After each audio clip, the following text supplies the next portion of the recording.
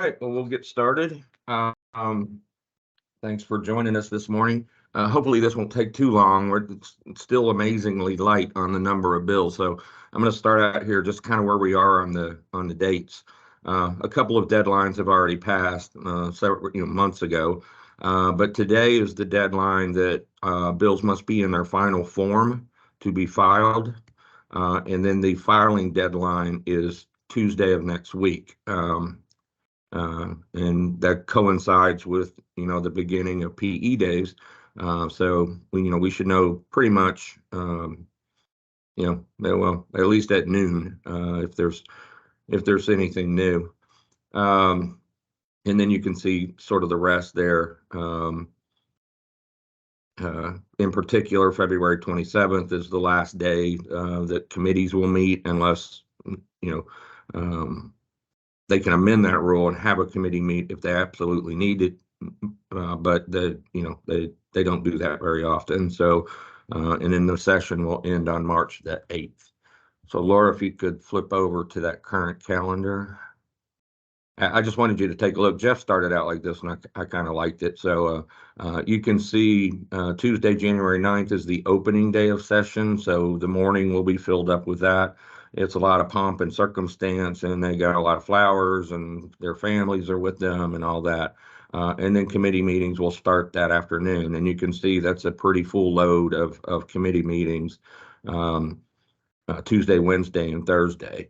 So we may see, it might be today, we might see some of these bills start to show up on committee agendas, or it might be Monday or Tuesday, depending on the committee and when they're meeting. I think they have to give like 2 days notice at this point in the session. That gets shorter as we go through session, but I think right now it's 48 hours. So anyway, I just wanted everybody to kind of see that, and a lot of our folks that are coming for PE days will be walking the halls on January 10th. So just know that there's a lot of committee meetings. I think there are some meetings where the legislator is going to be there. A number of these, they may be in committee, and so we'll be talking to staff. But that's fine. Staff is a very important part of this process, and they do a lot of recommendations to the legislator. So it's no big deal at all if we meet with the staff people. All right, so as far as our bills, I've only got 2 new ones on here from the last time we met on the 15th. It's been amazingly slow, but I noticed in between Jeff's presentation an hour ago and the start of this one, I took a quick look at what's been filed last night and today, and there's a bunch of bills there. The only thing that really jumped out, all I did was kind of peruse the list and look at the titles of the bills. What I did see in there is there's a number of bills dealing with condos. So we'll be taking a look at that to make sure they're not impacting the inspection program that we got passed a couple of years ago, and that they're still dealing, the condo bills I've seen so far are still dealing with the reserves and the reporting requirements for the condo boards and transparency type issues. And so we'll go with that. Oh, I'm sorry, I never did turn my camera on. Hey, Sherry, are you on the phone? Are you on the call? Yes, sir. Could you text JW and tell him yes, he must be on the wrong call? Sure, no problem. Yeah. All right, so we'll start with 619. That is our sovereign immunity bill for the CEI issue, where the courts ruled they do not have sovereign immunity protection. We have not seen yet the Senate companion to that, but we understand. I know I met with John and Derek the other day, and John had texted over there, and they said they were saying it was going to be filed today. So still should be okay there. If it's not filed by Tuesday, on the outside chance, we'll just have to do this by amendment or take some other route. So we'll keep working on that. But I do expect, we were told by staff over there that it'll be filed today. So the continuing contracts, we are working to get a meeting with Representative Alvarez. And what I'll do here is as I go along, obviously we support our own bill. CLGR, last time we met after this call on the 15th, took some official positions. So I'll tell you what those are today, and then I'll put them actually on the report for our next meeting. So House Bill 149 and Senate Bill 656, they both do a couple of things. One is obviously they're dealing with continuing contracts. One is they raised the threshold for construction from 4 million to 10 million. CLGR voted that they're okay with that. So we support that part of the bill, but we oppose the other section of the bill, and it's actually just the last paragraph of the bill, that for CEIs, or no, I'm sorry, geotechnical engineers, under continuing contracts with FDOT must choose at least 3 firms, no more than 5. And then they have this language in there that then the projects need to be dished out in a equitable manner, in a rotational manner. And so we have some problems with that. As far as I know, every geotech that responded to our message asking for their comments was opposed to that. So CLGR took a position in opposition to that part of the bill, which means unless that language comes out, we are opposed to the bill. So I know ABC, Associated Builders and Contractors, are the ones who have put up the change in the threshold from $4 to $10 million. So I've got a note to call their lobbyists today and let them know that, if that other part doesn't come out, which they don't have a dog in that fight, we know that's coming from FTBA. But if that other part doesn't come out, we're going to be opposed to that bill. So. And we're, like I said, we're trying to meet with Representative Alvarez and DeSigley. Yeah, yes. Alan, John here. Sorry, I was a little late getting on. I do have calls into both of them, and also my office has put in a request for us to get with them on Monday. So we're working on that. So I should go ahead and prepare to wear a suit on Monday. Is that what you're saying? Or I can dial you in. You can be on phone if you'd like. There you go. So, there you go. No, I'll be there because okay. I had chatted with him briefly at that tag luncheon a few weeks ago about the bill, and I didn't have a position at the time, so I was kind of vague with him. But so yeah, I want to be in on that meeting. Absolutely. All right, so Laura, if you can move on to the next page.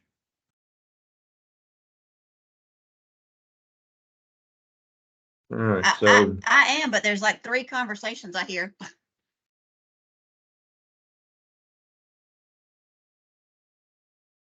Are we having an issue? I don't think so, Alan. Okay. All right, so apparently there's, I don't know if you can hear me. Apparently there is, if you guys can't hear it, there are conversations going on. It's almost like 2 meetings have the same link. So there's a whole conversation that's happening. If you guys can't hear it, some of the audience may be able to. I'm not hearing anything else. I'm not hearing anything. No, and I have I'm not everybody hearing muted anything. here. Yeah, it's weird. Yeah, maybe you should drop off and join again. Maybe that'll help. Okay. Seems, yeah, everybody else is saying they're not hearing anything. Okay, I'm in. You got to click something that says join through the app. That's what worked in my case. Welcome to 2024, Carlos. It's good to be here, buddy. There's Well, a and lot I of was- worse things. And 4 of us were on the old link. So Yeah. we were having a chat amongst Yes. ourselves. It was Yeah, interesting. Laura, on my calendar, this meeting didn't show up with 2 links, but Jeff's did. We might want to just check that and make sure we clean that up before next week. Okay. I think I know that an email was sent out earlier this week reminding everybody of the new links for the new year. So if you received that email, use those, and those are the ones that should be on our website as well. And then the environmental calls did have an email invitation to specific committees, but because these are open to all members, there are no calendar invites for the general bill updates. All right, thank you, Laura. You're welcome. All right, moving on. Senate Bill 266 and 287. Those are the bills we've talked about before, where only 20% of they can only use 20% of the annual revenue for the Transportation Trust Fund for transit projects. I'll get into a couple of other bills here in just a second. What I'm seeing here, and these two are companion bills. They're very close in what's in the bill, but there's some others that are being filed that have similar type language, or for instance, there's one I'll show you here in just a second where they're limiting the percentage of the construction cost that can be used for plant materials. So we're seeing, a number of these things. I would guess somewhere as we go through the process that these bills will start to be sort of merged together so that we'll wind up, with one bill on each side. Depending on what moves. I mean, it won't be everything from all the bills, but depending on what they decide to move, I would assume they'll start merging some of these together as they go through committees. But so we've talked about this one. CLGR basically said, to oppose, but, we still have some questions about some of the other things that are in there, particularly like, prohibiting additional metropolitan planning organizations and, things of that nature. So we're still doing a little research on these. And like I said, we had one of the bills that I'll show you here in just a second is actually was just filed yesterday. So we're still looking into that one as well. So Laura, if you would, just go down to the bottom of the report, the last two bills, and I'll just go ahead and take care of those. Yeah. Okay, go back up just a little bit. There you go. So Senate Bill 1032, it does not have a companion listed. There may be one coming, but it hits on the MPO issue as well. Also, it's talking about the Florida Transportation Commission and their appointments and that kind of stuff. There's actually 3 pages. That's a very short description there. When you actually pull up the bill text, there's actually 3 pages of what this bill does. So there's a bunch of stuff. It's about a 34-page bill.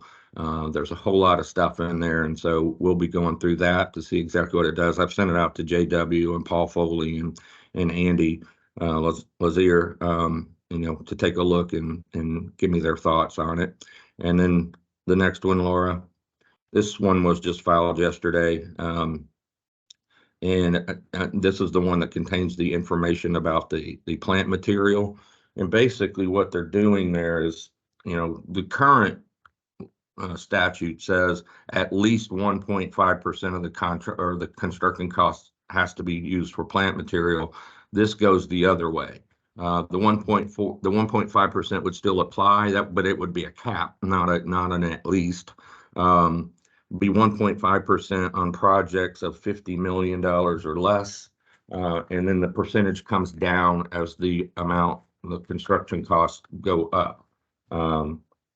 So I won't go through all that with you. You can click on the bill. Just click on the bill number there, and it'll take you directly there, and you can look through it. Anybody that would like to. So that's it for transportation. Well, most things in our report right now are transportation related. Like I said, I think some condo stuff's going to be coming for next week, and I've seen some building code bills that are out there too that we need to take a look at. But okay, Laura, if you can go back up.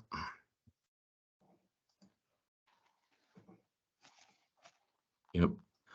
And I'm not sure where we were when we met on the 15th. There you go, the continuing ed. I don't know exactly where we were, and if I might have told you this before, but this bill, Senate Bill 382, has been through one committee on the 13th, so I probably would have reported that last time, but just so anybody that wasn't on that call, what this bill would do is, if you've been, in our case, a professional engineer for 10 years, you would no longer have to take PDHs or CEUs. And we're opposed to that. They've already taken the architects, I think in the maybe the surveyors out of it. And so John had spoken with Senator Hooper, the sponsor of this bill, and he has told us he will take us out at the next committee stop. So we'll be watching for that. Yeah. Mello's bill has not moved, hasn't been scheduled for the committee yet, but John, I think you're trying to reach out to Mello as well. Yes, can you hear me? Yeah. Okay, yeah, I did. I've talked to her yesterday and sent her the language that conforms to the Hooper bill that includes us, and she seemed amenable to making those changes. Okay, good. And as soon as that happens, this bill will come off of our report because we will no longer have an interest in it. So, so that sounds promising. Alternative mobility funding systems. This is really aimed at impact fees. CLGR voted to oppose this bill. Obviously, impact fees are used for road improvements and other projects and local governments, you know, when there's development happening. So we want to keep that money in the system.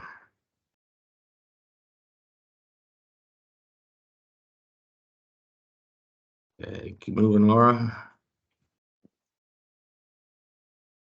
The sovereign immunity,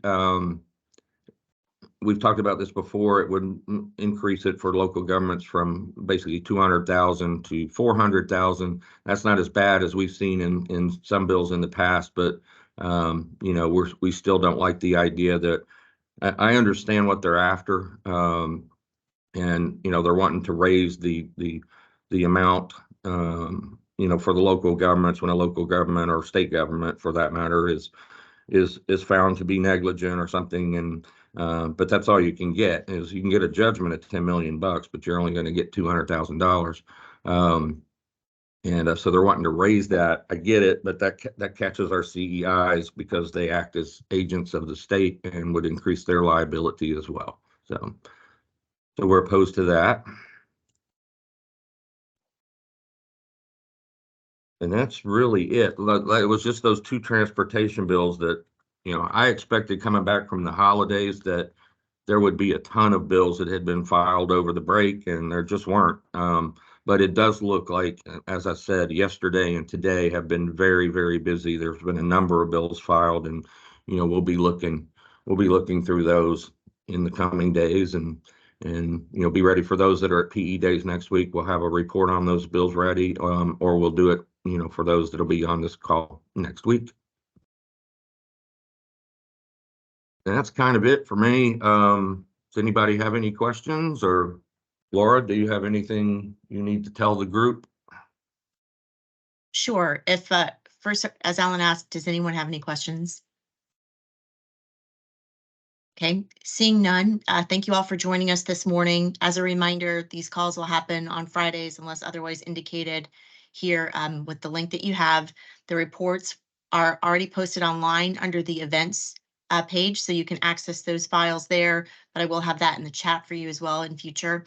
You can look for the recording of this meeting if you would like to catch up on anything you may not have taken note of that interests you, both on our website later on this afternoon. That will include the environmental bill call that took place at 9 a.m. this morning, and those will be kept online in the folder for all of our updates throughout session so that you can revisit all the previous week's calls if you've missed any or would like to listen to them again. So just wanted to give you a couple of housekeeping tips for next week. If you are registered for PE days, we look forward to seeing you. We're going to be doing our legislative briefing on Tuesday afternoon. An email went out this week from Meredith, including the team assignments, so you should be able to review and see who you are serving on a team with for your region. We'll be sitting as teams during PE days on Tuesday afternoon during the legislative briefing, where you'll have an opportunity to review our talking point sheet and ask any questions that you may have. If you have not registered for PE days, registration closed on December 15th, but you can register on site in the afternoon. Just look for Meredith or one of my other colleagues at the desk. It's at the ACEC Hotel. If you need further information, either call the office or please visit our website. And we look forward to seeing you. If you have any questions on that, please give us a call. Hey Laura, Yes, this is sir. Carlos Del Pino. Can you please post it on the chat, the link to the online documents? Yeah, I'll try to work on that here in a few minutes before we close. But Okay. again, if you don't get that, that's on our website under the events page where you got the link for this meeting. Okay, perfect. And John, Thank you. I apologize if you had something, if there's any general information on the session or something that you want to share, please do so. Thanks, Stacy. Did I lose John? Looks like John I'm all that didn't want. matters, Alan. Looks like We got John didn't Derek. want. Yeah, is Derek on? Yes. I've been on, my sir, looking at you. Oh, okay, all right. Yeah, well, if you guys had something you wanted to add, anything you know that's going on over there, you think the group might be interested in? No, money, money, money, money. That's what they're There you interested go. in. There you go. Hey, well, that reminds me, what's going on with the moving Florida forward funding? Was that in the governor's wish list? There was some mention of it in there. Okay, Yes. all right. I can I'll actually get. I'll get with you and we'll figure that Okay. out and report it Okay. next week. All right. That sounds good. All right, folks. Well, there are no other questions. We'll cut this a little bit short and look forward to seeing you next week if you're coming to PE Days, or we'll do this again next Friday. Thanks, Alan. Thanks, Thanks, everybody. Have everybody. a good day. Thanks, Laura. Thanks, Alan. Thanks. Thank you.